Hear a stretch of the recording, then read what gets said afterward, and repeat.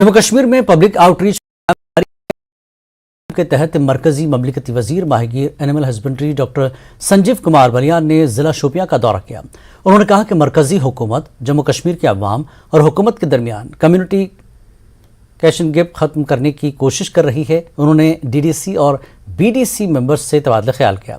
उन्होंने फ्रूट मंडी का भी दौरा किया। किसानों के मसाइल, हाईवे पर मेवा गाड़ियों को रोकने के मसले पर बातचीत की।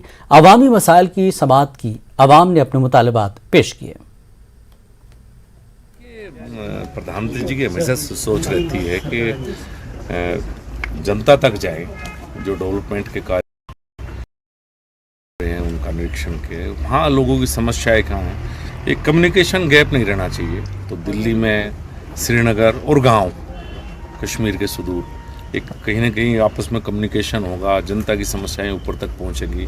चूँकि अब फोकस डेवलपमेंट पे है, मुख्य तौर पर जम्मू कश्मीर का डेवलपमेंट अच्छा कैसे हो, यहाँ परिस्थितियाँ बेहतर कैसे हो, भारत सरकार की यही सोच है। इसी सोच से केंद्रीय मंत्री जम्मू कश्मीर में पहले भी आते रहे हैं और अभी भी आ रहे हैं कि यहाँ के लोगों की जेन्युइन समस्याओं का भी पता लगे कि हमें कैसे किस दिशा में आगे बढ़ना है। समस्या रास्ते की है।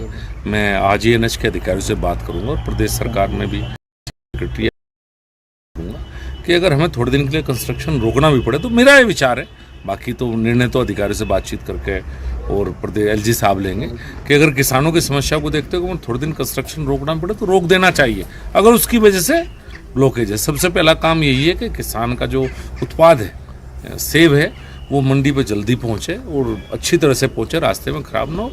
ये सरकार की पहली प्राथमिकता है। जम्मू कश्मीर में अवामी राब्ता प्रोग्राम के तहत मरकजी ममलिकती वजीर ने शोपियां का दौरा किया।